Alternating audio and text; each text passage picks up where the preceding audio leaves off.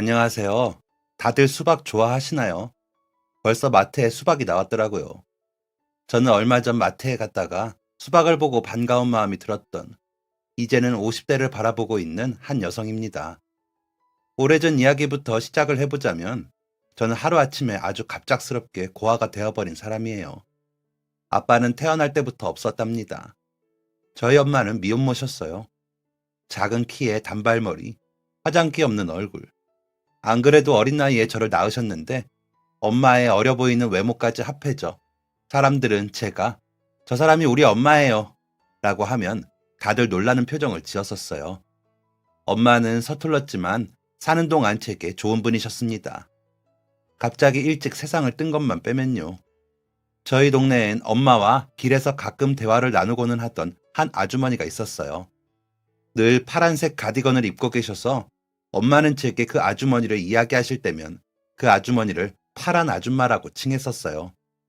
처음 파란 아주머니를 만났을 때는 제가 중학교에 갓 입학했을 때였는데 엄마가 부엌이라 할 것도 없는 작은 싱크대에서 빨간 수박을 잘라 제게 가져다 주셨어요. 이거 새로 이사 온 집에서 주시더라. 얼른 먹어봐, 단가. 저는 달달하고 시원한 수박을 냉큼 베어 물었습니다. 어찌나 맛있던지 절로 웃음이 났어요. 어디에 누가 이사 왔는데? 중학생이야? 제 질문에 엄마는 잠시 생각하는 듯 하더니 먹던 수박을 내려놓으며 궁시렁거렸습니다. 너랑 동갑인 남자애가 있댔나? 사람들 하는 말 들어보니까 딱한 사람이긴 한데 애 아빠가 바람이 나서 도망갔다고. 위자료를 얼마 받았다나? 혼자서 보험 팔랴 애 키우랴. 아이고, 내가 애 앞에서 지금 무슨 말을. 이따 길에 나가면 파란 가디건 입은 아줌마 있을 거야. 그 아줌마 보면 수박 맛있게 잘 먹었습니다 하고 인사해. 알았지?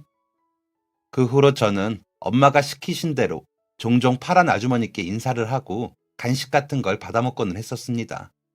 좋은 이웃이라고 생각했어요. 똑같이 남편이 없어도 저희 엄마한테는 없는 어떤 여유 같은 게 있는 분.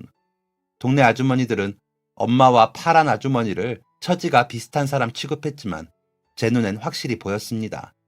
너무나도 다르다는 것이 말이죠. 그런데 제가 그렇게 생각하면 안 됐었나 봅니다. 엄마를 불행하다 생각하면 안 됐었나 봅니다. 정말 속으로만 생각했던 건데 아무한테도 말하지 않고 일기장에도 적지 않고 정말 속으로만 생각했던 거였는데 속으로라도 그런 생각은 해서는 안 되는 것이었나 봅니다. 학교를 마치고 돌아가는 길, 마을의 대장급으로 통하던 한 아주머니께서 허겁지겁 제게 달려오셨어요. 승현아, 너희 엄마가, 너희 엄마가 말을 더듬는 아주머니를 따라 도착한 병원에는 싸늘한 시체가 되어 미동 없이 누워있는 엄마가 있었습니다. 누가 엄마라고 말해주지 않으면 모를 정도로 형체를 알아볼 수 없는 모습을 하고 사고였어요. 큰 트럭이 엄마를 미처 보지 못하고 후진을 하다가 현실을 받아들일 수가 없어 꼭 꿈을 꾸고 있는 것 같았어요. 악몽 중에서도 가장 끔찍한 악몽. 그리고 슬퍼할 겨를도 없이 잔혹한 현실이 제게 닥쳤습니다.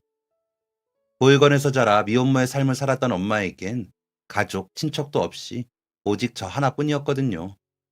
그랬더니 자연스레 제게도 가족이라고는 오직 엄마 하나였고 엄마가 저 세상으로 떠나고 나니 가족도 친척도 없이 오갈 데 없었던 저는 꼼짝없이 보육원으로 가야 하는 상황이었습니다. 엄마의 어린 시절처럼 말이에요. 그게 아니면 땅바닥 위에 아무렇게나 잠을 자며 아무것도 먹지 않고 살던가 말입니다. 더 이상 아무 가족이 없다는 걸 알았던 동네 어른들은 저를 보육원에 보내주기 위해 저희 집에 모였습니다. 동네 대장 아주머니와 슈퍼 아주머니, 파란 아주머니 세 분이었어요. 그리고 그 자리에서 파란 아주머니를 제외한 나머지 두 분마저 집에 가스불을 켜놓고 나왔다는 둥 핑계를 대며 자리를 뜨셨고 저는 울 힘도 없이 다 떠나고 남은 파란 아주머니께 꾸벅 고개를 숙였습니다. 죄송합니다. 그 말에 아주머니는 덜덜 떠는 목소리로 이렇게 말씀하셨어요. 네가 뭐가 죄송해.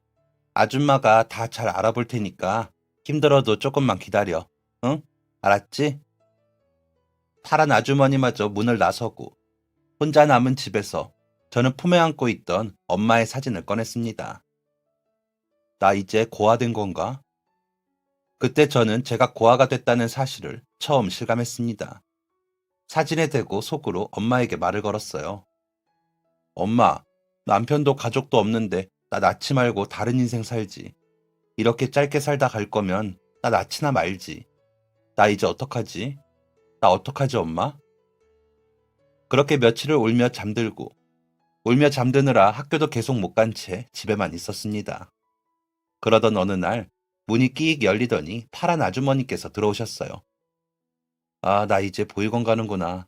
뭐 챙겨야 하지? 아, 그냥 몸만 가도 상관없지.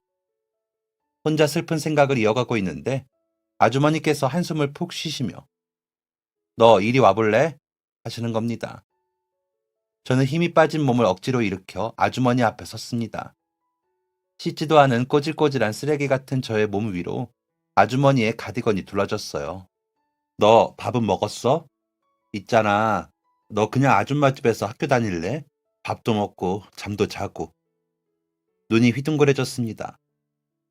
저 고아원 안 가도 돼요? 제 말에 아주머니께서 고개를 끄덕이시더군요. 그런데 반가운 마음과는 달리 쉽사리 네 하는 소리가 나오지 않았습니다. 모르는 사람 집에서 그렇게 얹혀 사는 것이 민폐라는 것쯤은 중학교 3학년인 제가 모를 리 없는 것이었으니까요. 그래도 제가 어떻게 그래요. 저는 아주머니 딸도 아닌데 민폐 끼칠 수는 없어요. 그랬더니 아주머니께서 한참 천장을 보시더군요. 그리고는 목을 가다듬으며 말씀하셨습니다. 너 공짜로 우리 집에 재워주겠다는 거 아니고 우리 집에서 일하는 거라고. 일만 하면 밥도 먹고 잠도 자고 TV도 볼 수 있다고. 도저히 너를 보육원에 보내지 못하겠다고.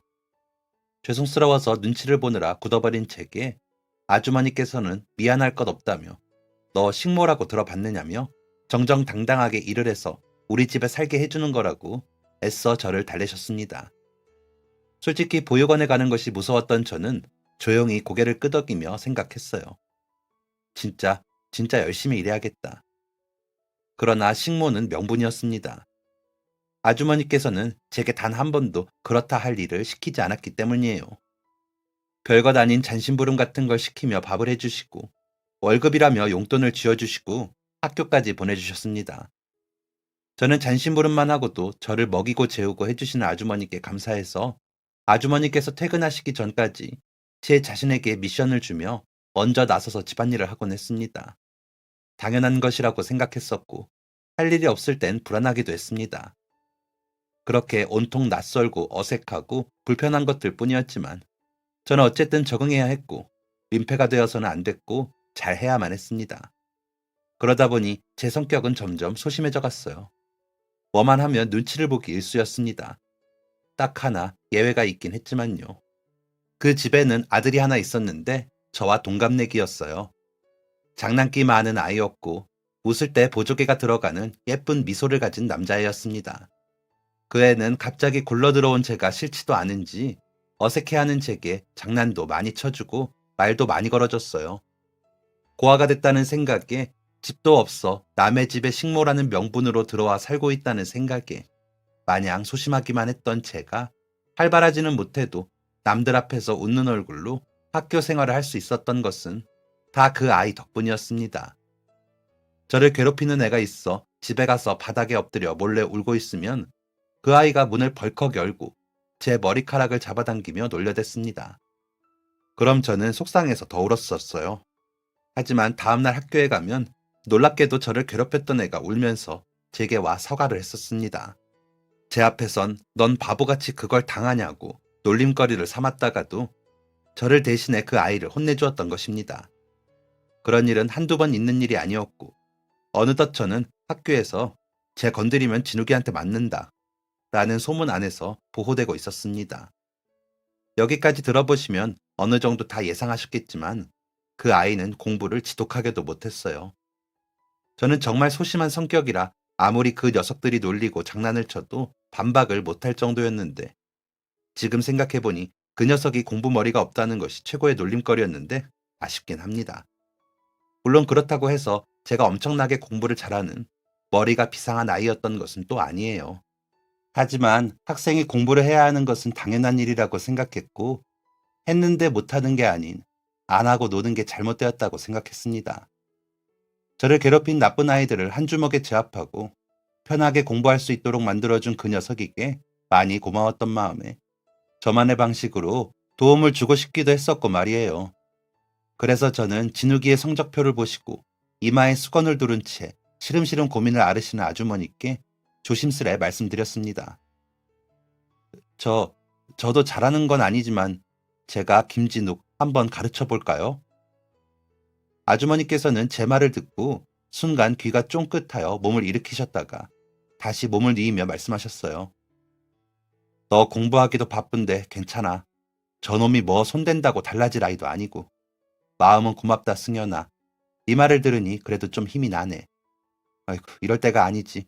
너 배고플 텐데 일어나서 밥 해야지. 아주머니께서는 김진욱이 공부머리가 아예 없는 아이 같다며 괜히 제 시간 쓰지 말고 공부나 열심히 하라고 둘러 거절하셨습니다. 그러고는 밥때가 되었다며 몸을 일으키시기에 제가 하겠다며 아주머니를 다시 눕게 해드리니 아주머니께서 저를 번쩍 안아올리며 애쓰지 말라셨어요. 생각해보니 아주머니께서 힘이 정말 좋으셨던 것 같습니다. 그땐 어른은 다 그런 줄로만 알았는데 지금의 저를 보니 그런 게 아니더라고요. 무려 40kg가 넘는 17 소녀를 번쩍 안아올려 식탁에 앉히고는 주방으로 가시는 아주머니의 뒤를 쫄래쫄래 따라갔습니다. 밥솥에서 밥을 푸고 수저를 놓으며 저는 결심했어요. 우선 김진욱을 책상에 앉혀두고 보자고. 하지만 그건 쉬운 일이 아니었습니다. 우선은 김진욱을 불러서 저한테 공부 좀 배우라고 직접 말을 해야 했습니다. 그런데 입이 떨어지지 않았어요.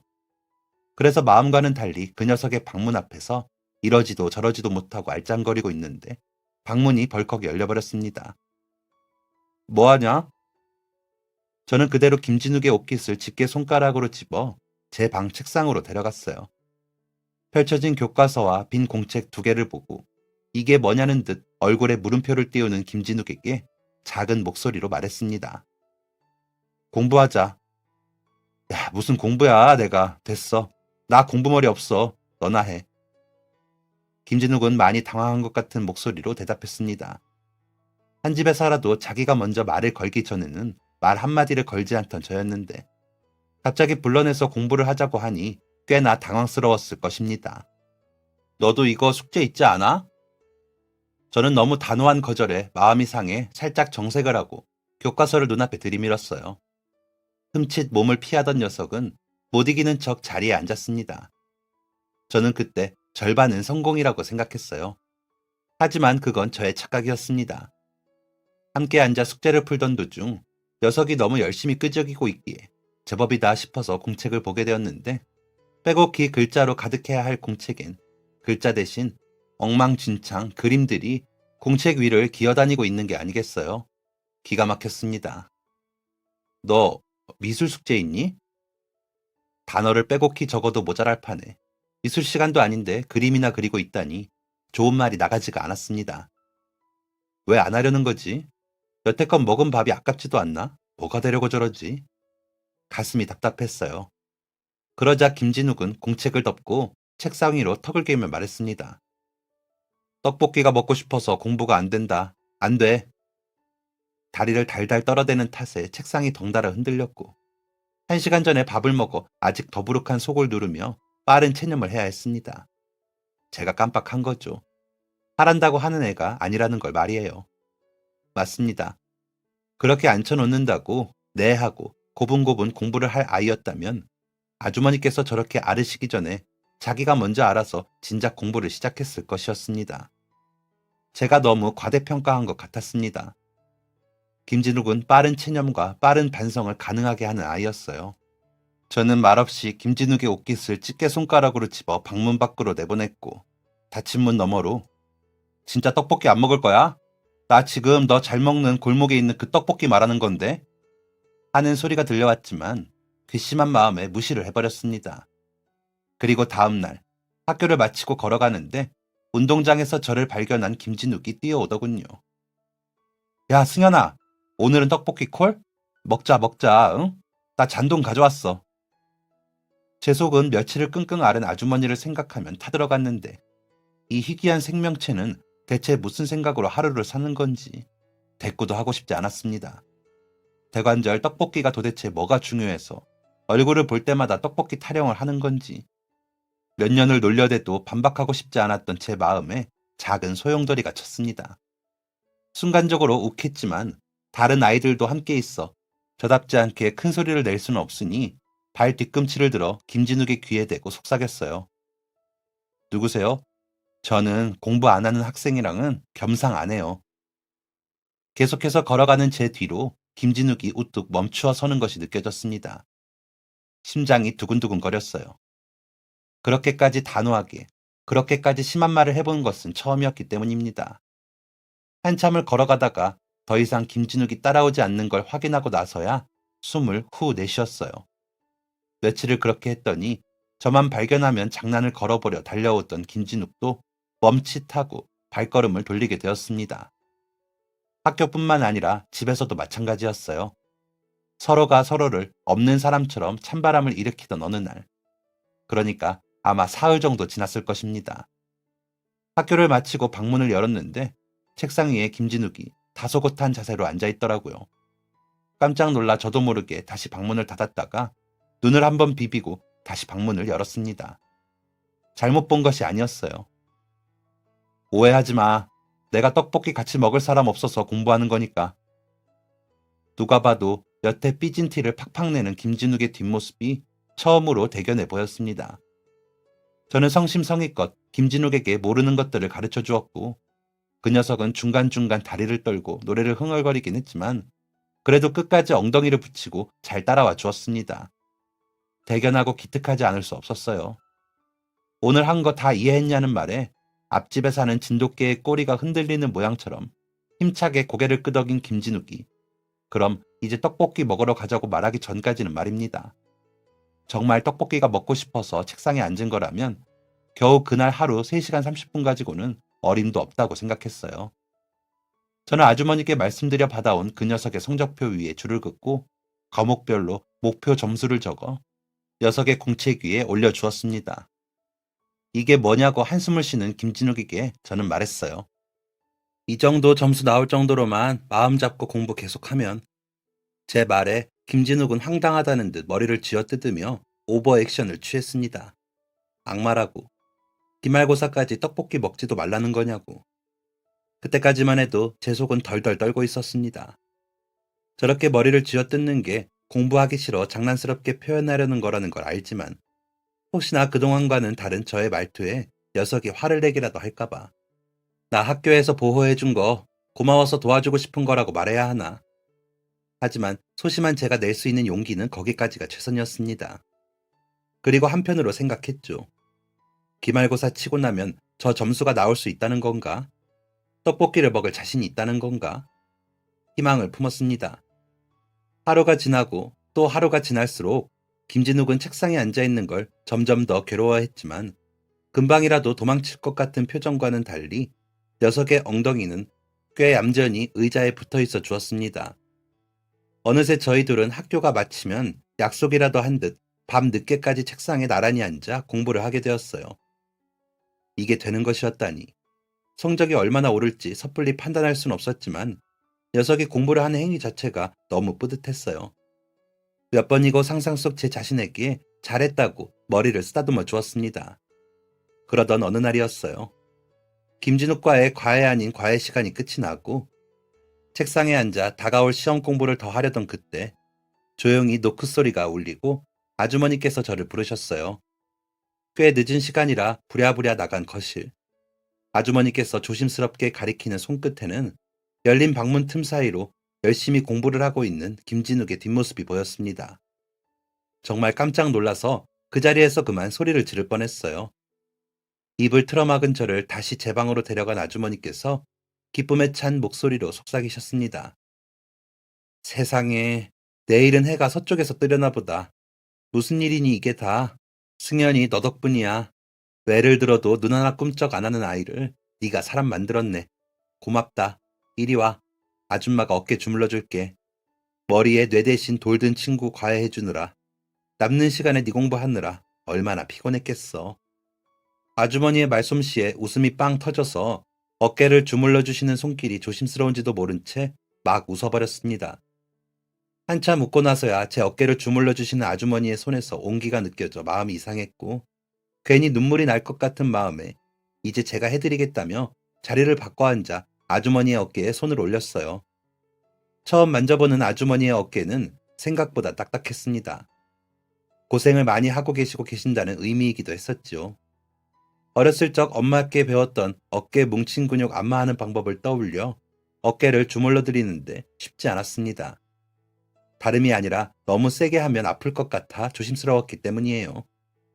안마를 받으시던 아주머니께서 혼자 웃음을 터뜨리셨어요.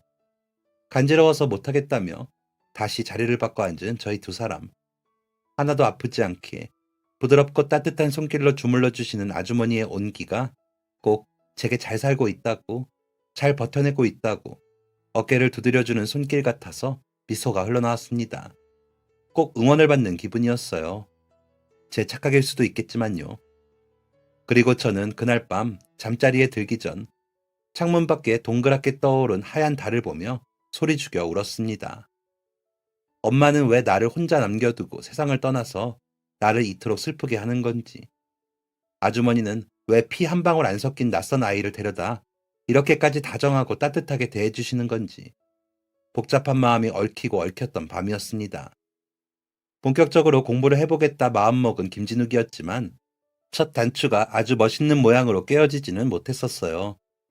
제가 지난 성적표에 적어주었던 목표 점수에 단 한 과목도 도달하지 못했기 때문입니다. 당연히 가능할 것이라고 생각했던 저는 아주 큰 충격을 받았어요. 생각보다 멍청하구나.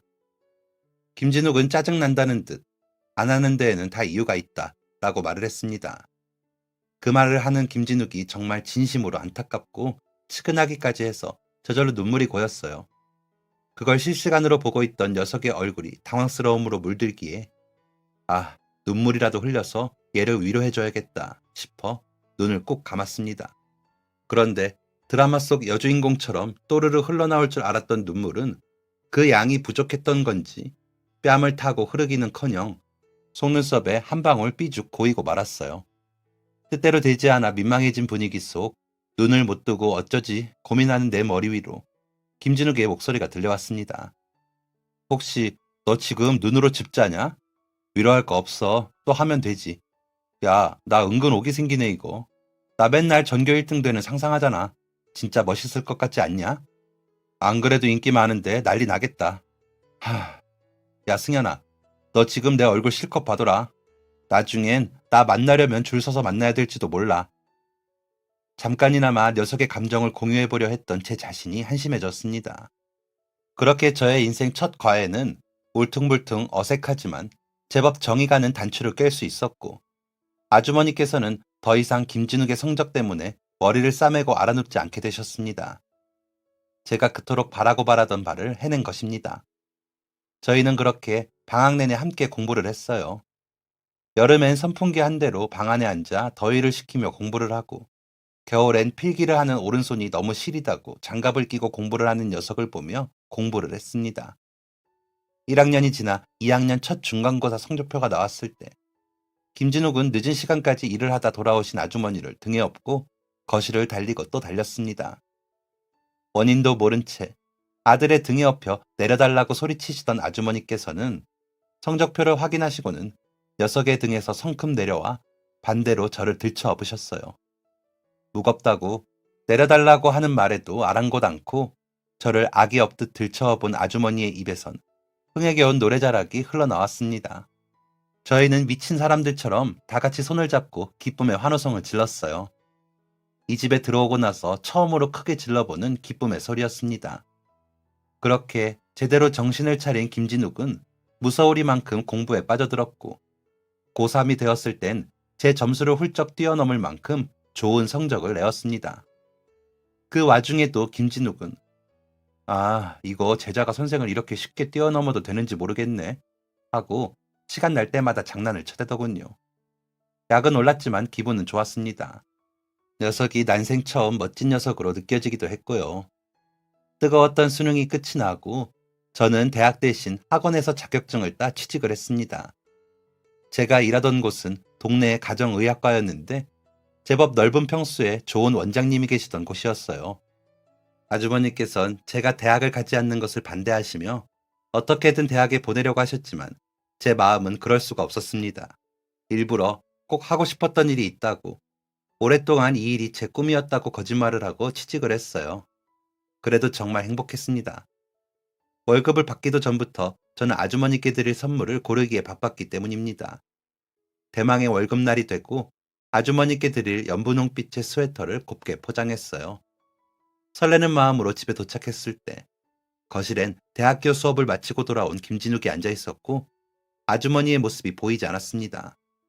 아주머니는 하는 저의 질문에 안방문 틈 사이로 나 여기 있어 하는 소리가 들려 방문을 열고 들어갔는데 거울 앞에 머리를 들이밀고 무언가를 하던 아주머니께서 후다닥 손을 뒤로 숨기셨어요. 저 왔어요. 뭐 하고 계셨어요? 아주머니는 멋쩍게 웃으며 왼손으로 머리 가르마를 한번 쓰다듬으시더니 나이가 드니까 흰머리가 하나둘 보기 싫게 생겨서 흉하지? 뽑고 싶은데 혼자 하기 힘드네. 배고프지? 나가자. 나가서 밥 먹자. 김치찌개 해놨어. 하고 말씀하셨어요. 제 시선은 자연스레 아주머니의 가르마로 향했어요. 이마에서부터 가르마를 따라 정수리까지 이어지는 그 길에 희끗희끗한 흰머리들이 새싹처럼 돋아나고 있었습니다. 저는 등 뒤에 숨긴 선물 상자를 조심스레 바닥에 내려두고 아주머니의 손에 들린 집게를 빼앗아 들었어요. 쑥스러워하며 제게 머리카락을 맡긴 아주머니의 두피에서 막 감은 듯한 샴푸 냄새와 아주머니의 냄새가 섞여서 났습니다. 왠지 편안해지는 마음에 긴장을 풀고 난생 처음 해보는 흰머리 뽑기를 시작했어요.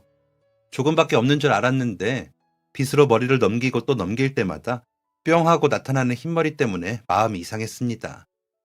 혼자 거울을 보며 뽑아보려고 애쓰셨을 걸 생각하니 코끝이 찡해지기도 했고요. 혹시나 제가 눈물이 고였다는 걸 알게 되시면 당황하고 민망하실까봐 눈물을 참은 탓에 콧물이 점점 고여가는데도 훌쩍 소리 한 번을 내지 못하고 숨을 꾹 참았습니다. 한참 흰머리를 뽑고 아주머니와 함께 거실로 나가니 주방에서 반찬을 꺼내고 있는 김진욱이 보였어요. 너는 나 부르지 왜 혼자 그러고 있냐고 제가 냅다 달려가니 그 녀석이 어울리지 않는 표정을 하고 작은 목소리로 제게만 들리도록 속삭였습니다. 둘이 너무 다정해서 내가 끼어들 틈이 있어야지. 고맙다. 나는 아들인데도 못 보고 지나치는 걸 네가 먼저 알아줘서. 너 없었으면 난 우리 엄마 흰머리 나는 줄도 몰랐을 거야. 고마워. 녀석의 진심이 담긴 말에 오히려 제가 고마운 순간이었습니다. 그렇게 우리의 첫 20대는 따뜻한 색상으로 그려지고 있었어요. 그런데 몇 개월 후 아주머니께서 먼저 일찍 출근을 하시고 저희 두 사람도 각자 출근과 등교를 하기 위해 바쁘게 준비를 하고 있었는데 김진욱이 큰 소리로 절규하듯 울음을 터뜨리는 것이 아니겠어요? 놀라서 달려간 현관에서 김진욱의 손에 들린 종이 쪼가리를 보았을 땐 그 울음소리만큼이나 커다란 웃음을 터뜨릴 수밖에 없었습니다. 녀석의 손에서 애처로이 떨고 있던 그 종이는 바로 입영 통지서였기 때문이에요. 그렇게 녀석은 얼마 후 슬픔에 젖은 눈을 하고 입대를 했고 녀석이 전역을 했을 땐 두꺼운 군복을 입고 땀을 뻘뻘 흘리는 녀석이 애처로울 정도로 무더위가 기승했던 8월의 한여름이었습니다. 전역하자마자 곧장 저에게로 온 건지 복장을 그대로 갖춘 녀석이 잠깐 쉬는 시간에 저를 불러내 처음으로 했던 말은 저를 그 한여름 뜨거운 아스팔트 위에서 꽁꽁 얼어붙게 만들었습니다.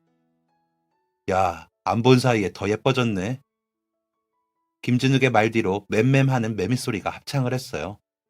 잠시 멍했던 정신이 돌아왔습니다. 더위를 단단히 먹었구나.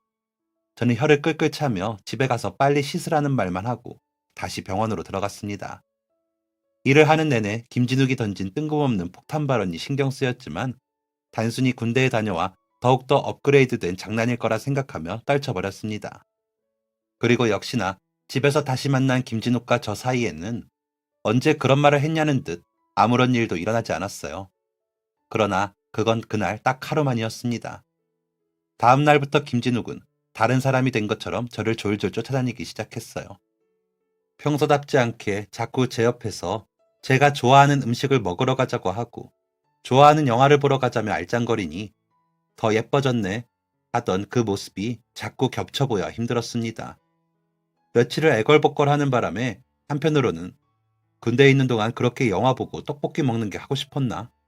휴가 나왔을 때도 질리도록 영화를 보고 떡볶이를 먹었는데 하는 생각이 들어 측은한 마음으로 주말에 약속을 잡았습니다. 약속이랄 것도 없었어요. 늦잠 실컷 자고 일어나 대충 세수를 하고 모자를 푹 눌러 쓴 채 나가면 되는 사이였으니까 말이에요. 그런데 우려했던 일이 터져버리고 말았습니다. 평소처럼 영화를 보고 제잘제잘 영화 내용을 이야기하며 떡볶이를 먹던 도중에 김진욱이 휴지로 입가를 닦으며 이렇게 말하는 것입니다.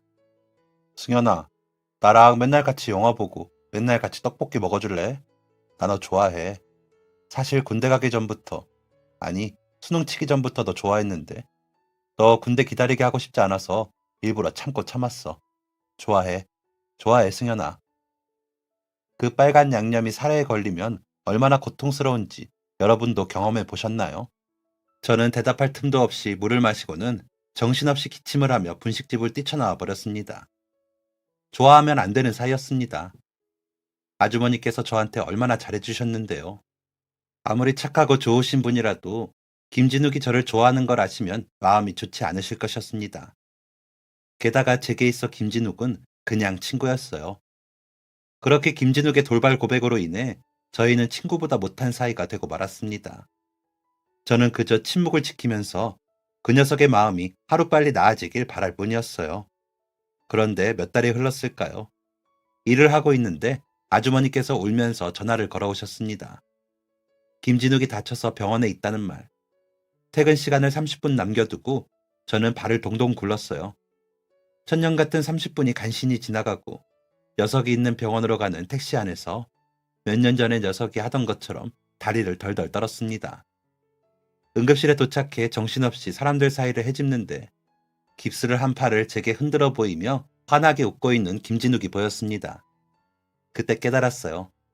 택시 안에서 만약 김진욱이 잘못되기라도 했다면 아주머니께는 정말 죄송하지만 하늘나라 계신 엄마께도 정말 죄송하지만 나도 목숨을 끊어야겠다고 생각하는 저를 보면서 애써 아닌 척 부정했던 지난 감정들이 저를 인정하게 했습니다.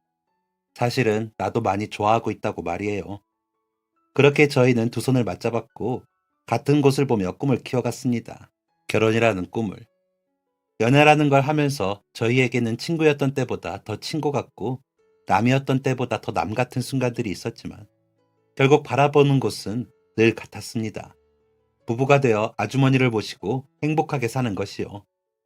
비록 김진욱은 통학거리가 너무 멀어 학업에 집중을 하기 위해 기숙사로 나가 지냈지만 마음은 늘 함께였습니다. 그리고 5년이라는 연애 끝에 저희는 그 꿈을 이루고자 안방 앞에서 나란히 손을 잡고 덜덜 떨었습니다. 문을 열면 두 손을 맞잡은 우리 두 사람을 보시고 아주머니께선 뭐라고 말씀하실까?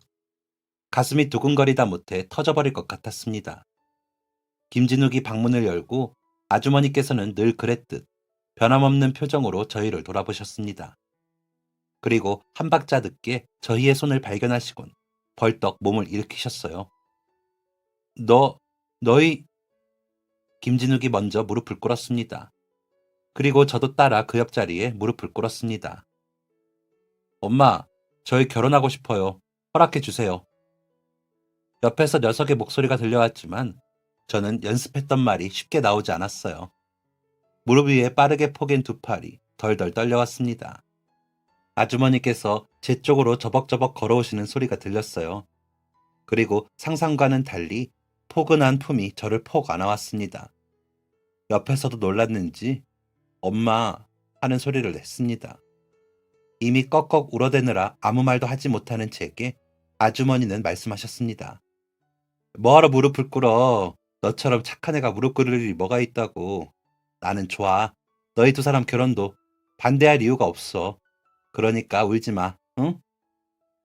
이렇게 따뜻한 말로 허락을 받게 될 줄은 정말 몰랐습니다. 어찌됐든 저는 고아였고 식모라는 이름으로 아주머니 댁에 얹혀 살았던 보잘것없는 존재였으니까 말이에요. 아주머니, 아니 어머님의 따뜻한 포옹에 저희 세 사람은 한참 동안 서로를 부둥켜 안고 눈물을 흘렸습니다. 그렇게 대망의 결혼식이 끝나고 어머님께서는 저를 끌어안고 눈물을 흘리셨습니다. 그리고는 한자 한자 마음을 담아 말씀하셨어요. 이제야 너와 내 사이를 뭐라 정의할 수 있는 날이 왔다고. 부끄러운 소리지만 널 호적에 올릴 방법을 찾아야 하나 수많은 밤을 고민하다가도 결정을 내리지 못해 시간만 흘러보냈었는데 너희 둘을 남매로 묶어버리지 않아서 정말 다행이라고. 너는 내게 그저 승연이 딸아 하고 한번 불러보고 싶다가도 그게 참 마음대로 되지 않았던 관계였는데 너를 다른 무언가로도 부를 수 있게 해줘서 우리 가족이 되어줘서 너무 고맙다고요. 어머님께서는 제가 며느리가 된 후에도 변함없이 늘 다정하시고 저를 아껴주셨습니다. 그렇게 저희는 비로소 한 가족이 되어 행복한 날들을 보냈어요. 남편을 닮은 아들과 저를 닮은 딸을 낳아 오손도손 기르면서 말입니다. 사랑하는 어머님과 두 아이와 함께 늘 북적이는 소리로 가득한 집안은 저희의 꿈이었습니다. 그리고 그 꿈을 이룰 수 있었던 것에는 어머님의 도움이 컸습니다. 저희 부부에게 아이가 생겼을 때 맞벌이를 하는 저희 부부의 사정을 너무도 잘 아시는 어머님께서는 저희 둘 몰래 사직서를 내셨습니다. 그리고는 몰래 아르바이트 자리를 구하셨어요. 어머님의 속마음을 아무것도 몰랐던 저희는 회사를 그만두시고 아르바이트를 구하셨다고 하기에 막연히 이제 몸이 힘드셔서 쉬면서 하시려고 그러시나 보다 했었습니다. 그런데 제가 출산을 하고 어느 정도 시간이 지난 후 복직이 너무 하고 싶어서 남편과 얘기하다 엉엉 우는데 어머님께서 그러시는 것입니다. 나한테 맡기고 너는 너 하고 싶은 일 해. 나 그러려고 사직서 냈잖아. 니들 애 걱정 말고 편하게 일해. 알고 보니 어머님께서는 저희 성격에 이러지도 저러지도 못하고 힘들어 하실 것을 알고 혼자 미리 계획을 하셨던 것입니다. 제가 복직이 하고 싶어질 때쯤에 대신 아이를 돌봐주시려고 말이에요. 그러면서도 마냥 일을 안 하시면 행여 저희에게 마음의 부담이 될까 아르바이트까지 하신 것이었습니다. 저희 부부는 미처 그 깊은 속을 헤아리지 못했던 어리석음을 반성했습니다. 그리고 어머님께서 하시던 아르바이트를 관두시도록 부탁드렸어요.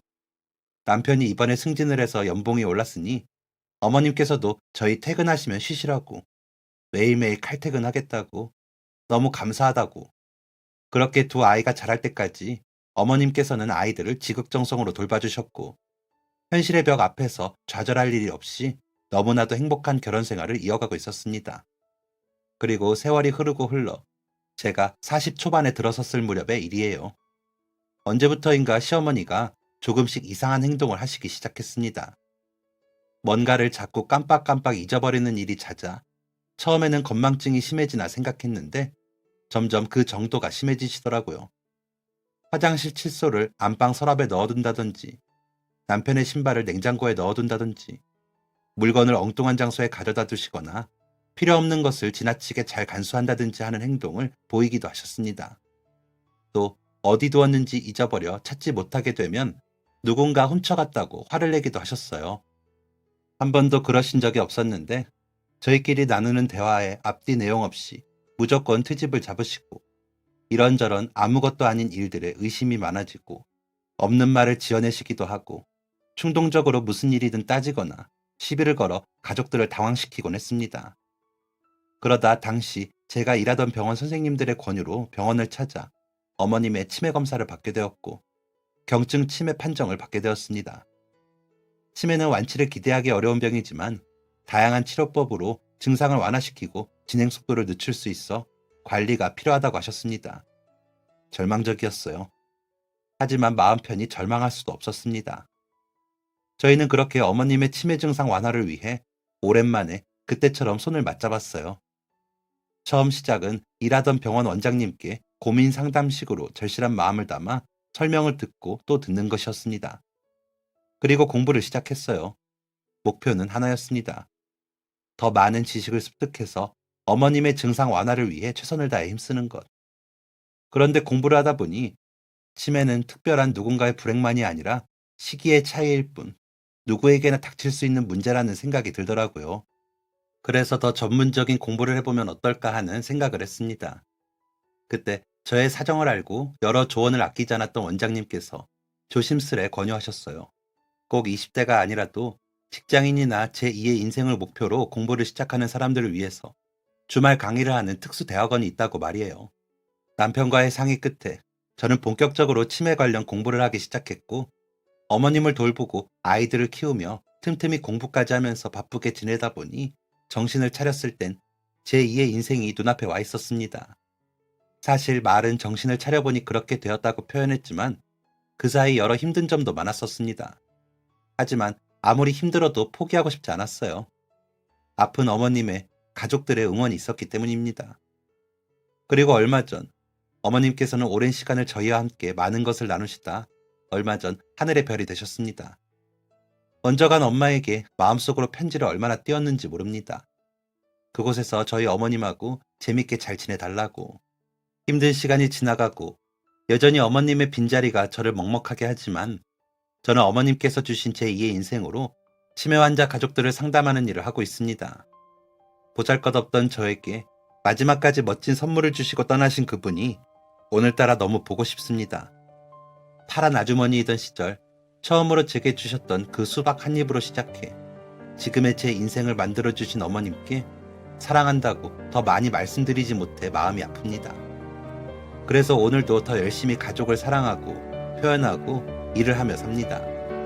어머님께서 주신 제2의 기회를 더 좋은 행복으로 만들고 싶어서요. 제 이야기 들어주셔서 감사하고 여러분도 늘 좋은 일이 함께 하시길 바랍니다.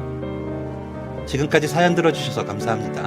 사연이 재밌으셨다면 구독과 좋아요를 눌러주세요. 감사합니다. 안녕히 계세요.